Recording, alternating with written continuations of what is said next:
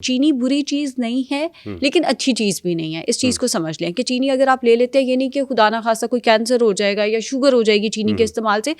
इस्तेमाल में रखें अपने आप को, ज़रूर उसको एक ट्रीट के तौर पे इस्तेमाल करें, लेकिन जब आप क्लीन ईटिंग पे आते हैं चीनी का इस्तेमाल कम से कम कर दें।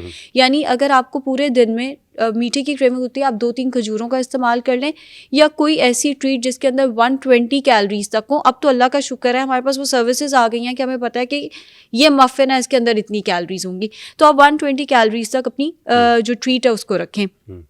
क्लीन ईटिंग में कोई ऐसी चीज़ जिसमें ऑयल, नमक या चीनी की मिकदार ज़्यादा है उसको अवॉइड करना है। जंक फूड को आपने अवॉइड करना है, पैकेट की अशिया को अवॉइड करना है।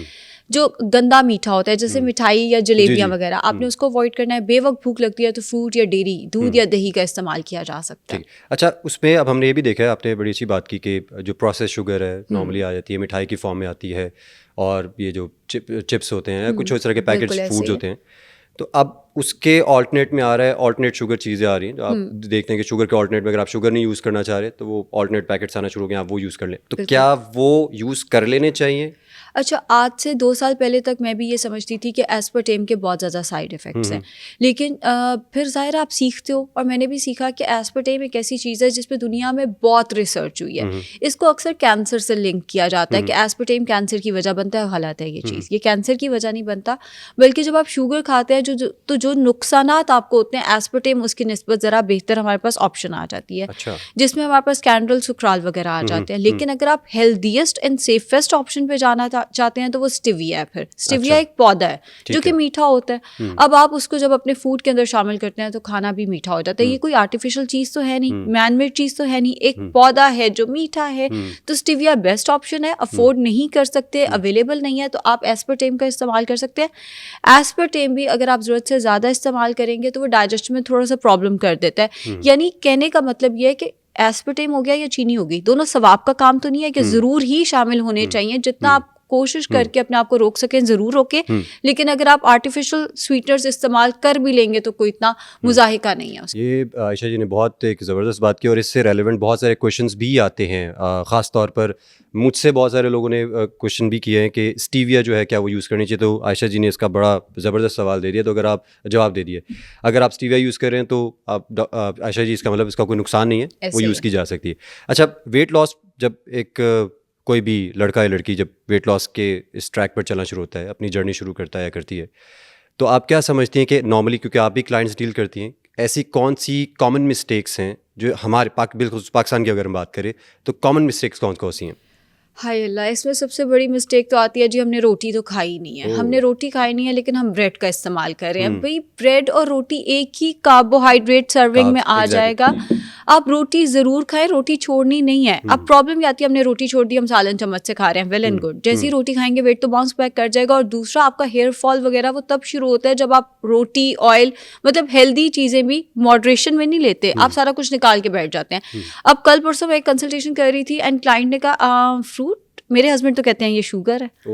मतलब नेचुरल शुगर्स को भी लोग नेचुरल शुगर को भी, बिकॉज प्रॉब्लम ये है कि हमने कीटो को और हमने नेचुरल हेल्दी डाइट को बहुत ज्यादा कंफ्यूज कर दिया है। हमने सुना है फ्रूट शुगर है इसका इस्तेमाल, क्योंकि वो कीटो का ग्रुप था, वो कीटो का कोई स्पीकर था जिसने बोला फ्रूट की शुगर जो है वो ये करेगी, तो हमने वो सुना और बस इतना सा चंक हमने फ्रूट भी छोड़ दिया।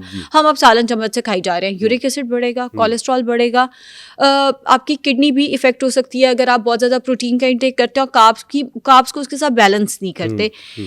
ज़रूर रोटी चावल लें, मॉडरेशन सीखें, क्वांटिटी सीखें। एंड दूसरी गलती जो लोग करते हैं वो ये करते हैं, ऑयल छोड़ देते हैं। हम तो उबली हुई सब्जियां खाते हैं। भाई, आप ऑयल का इस्तेमाल नहीं करें, एक तो ये कि आपका दिमाग सही फंक्शन नहीं करेगा।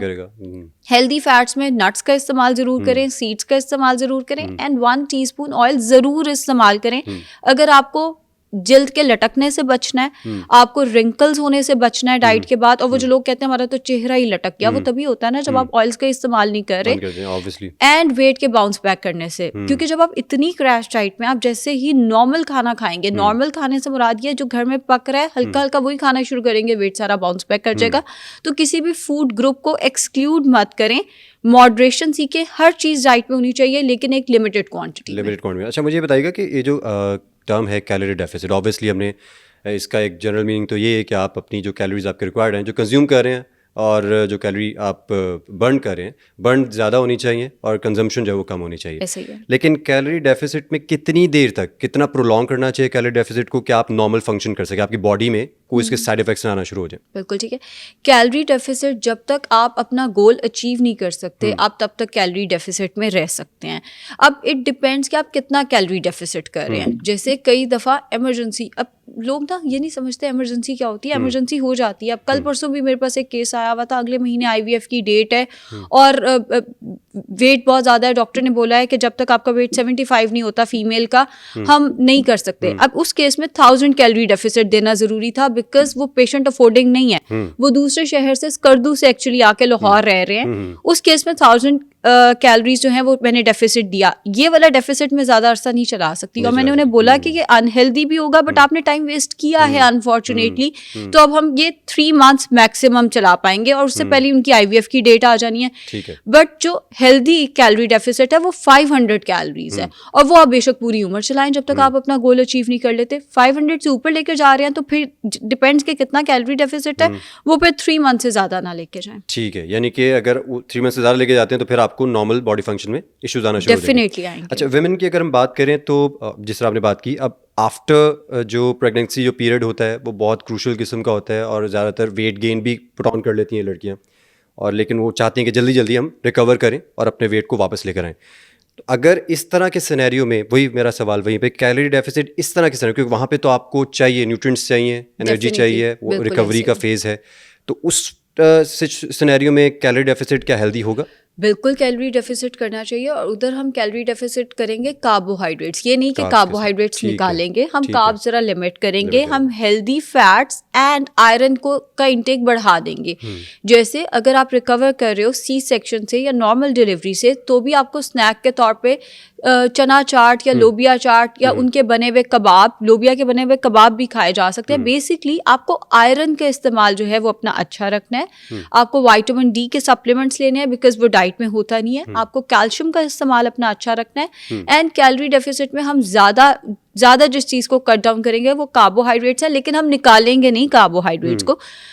फोकस हमारा यही होगा कि हम प्रोटीन बढ़ाएं, हम हेल्दी फैट, वो जो लोग कहते हैं ना पिंजीरियाँ, वो वाली चीज़ नहीं, लेकिन हेल्दी फैट्स हम डाइट के अंदर बढ़ाएं ताकि रिकवरी हो। बहुत बहुत अच्छी बात है। मुझे बताइएगा कि हाई प्रोटीन डाइट को, जिस तरह अभी आपने कहा आयशा जी कि उसका किडनी पर भी इफेक्ट होता है, लेकिन नॉर्मली जब लोग वेट लॉस की तरफ जा रहे होते हैं तो वो हाई प्रोटीन डाइट को ज़्यादा प्रेफर कर रहे होते हैं और नॉर्मली जो फैट का इंटेक है उसको थोड़ा सा कंट्रोल कर लेते हैं, बिल्कुल ही ख़त्म कर देते हैं।